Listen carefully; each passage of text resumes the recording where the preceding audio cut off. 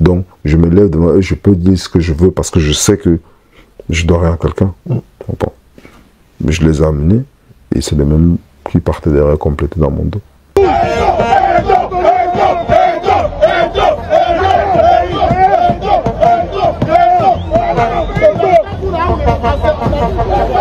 Les amis, avant de revenir sur Marc Brice et Alexandre Song, comme vous avez vu dans la vidéo, parlons d'abord de l'accréditation des médias. L'Africa Foot informe donc les journalistes désireux de couvrir le match du Cameroun contre Libye le 25 mars prochain à Yaoundé de se signaler, question d'envoyer leur demande avec une date limite pour aujourd'hui vendredi, afin d'obtenir l'accréditation pour les différentes activités qui sont liées à cette rencontre-là.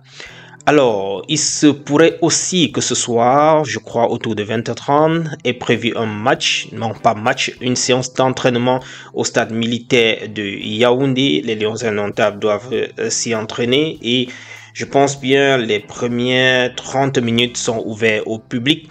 Donc voilà pour ce qui est des programmes des Lions jusqu'ici, pour ce qui est à ma connaissance. Donc on va tout simplement patienter. Si au courant de la journée on a d'autres updates concernant le programme des Lions, je vous reviendrai.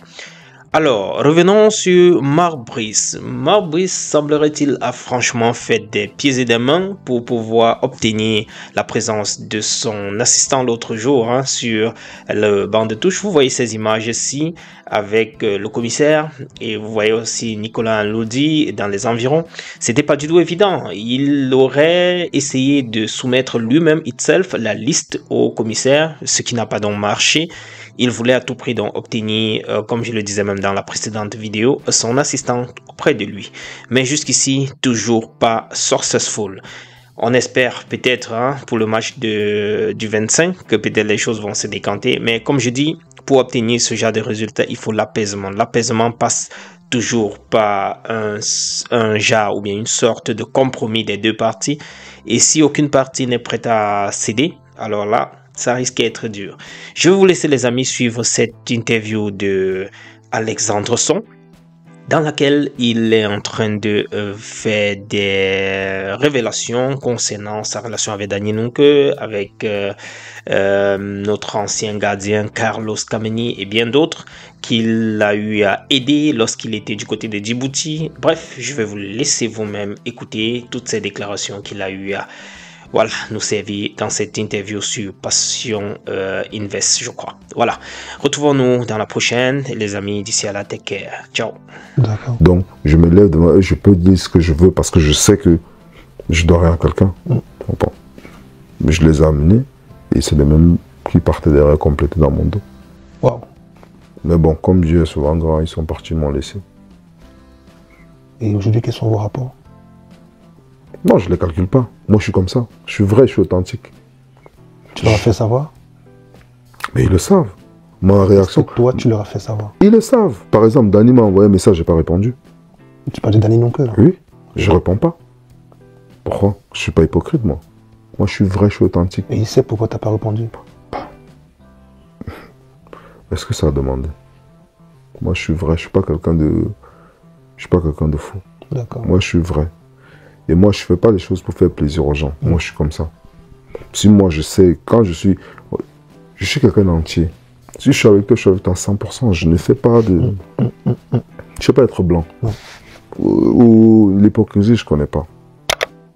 Peut-être c'est le côté là où il fallait se battre dans la rue qui fait non.